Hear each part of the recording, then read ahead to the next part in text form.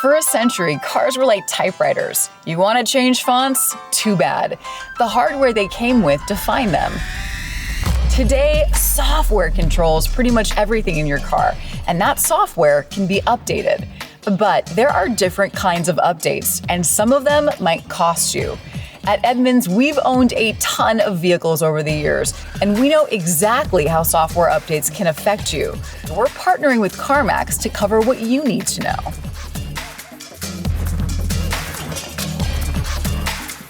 Today, your car is more like a laptop. If an auto manufacturer wants to change something, say a bug fix or adding a new app, they can just send out an update, the same way you get a notification to update the operating system on your phone.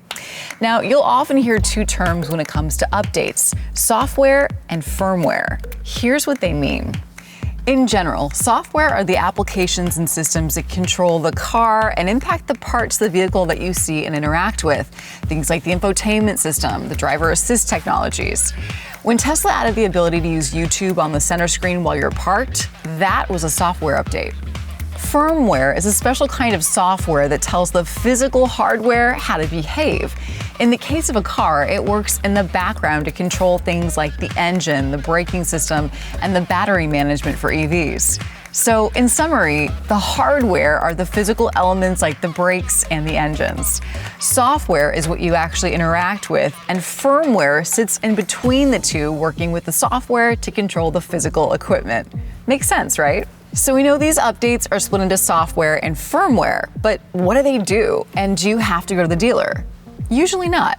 Edmunds has heaps of experience in this with our year-long test vehicles and the hundreds of thousands of miles we put on them. Most of our updates can be categorized as refinements. Basically, they're bug fixes for features that weren't working the way they were supposed to, usually in newer vehicles.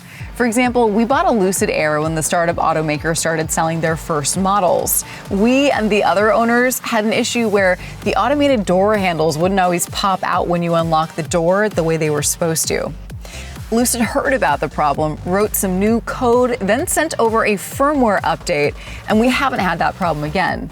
Now, updates like these are mostly great. We just don't like it when companies use them as an excuse to release a car with unfinished features.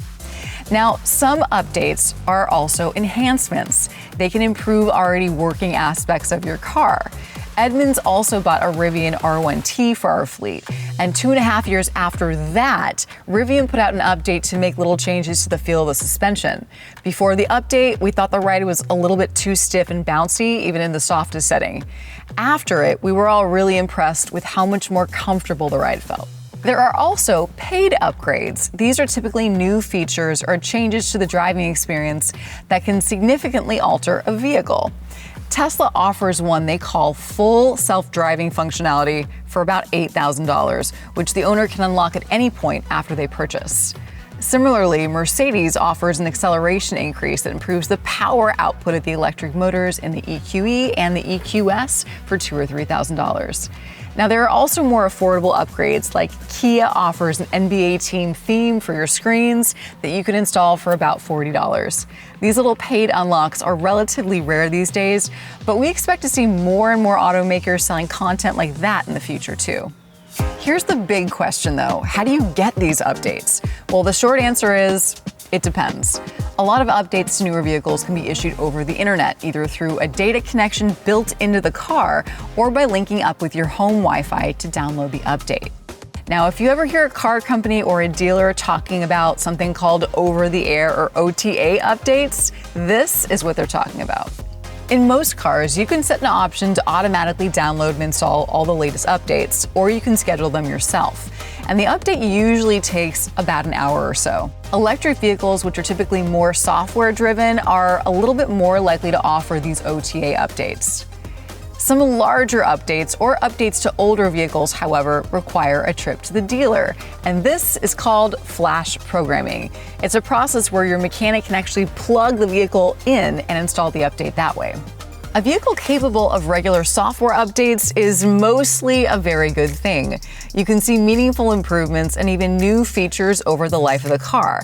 And if there's some frustrating bug or problem, there's a really good chance it'll be fixed. Plus, most updates can be issued over the air, which means you don't have to leave your driveway or your garage. Our only holdup is that software updates open the door for bad behavior from car companies.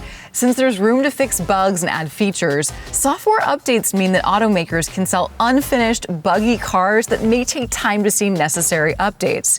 It also means that features that were promised when a car was new may be delayed or canceled, like when Fisker said adaptive cruise control would come to the electric SUV Edmunds bought from them.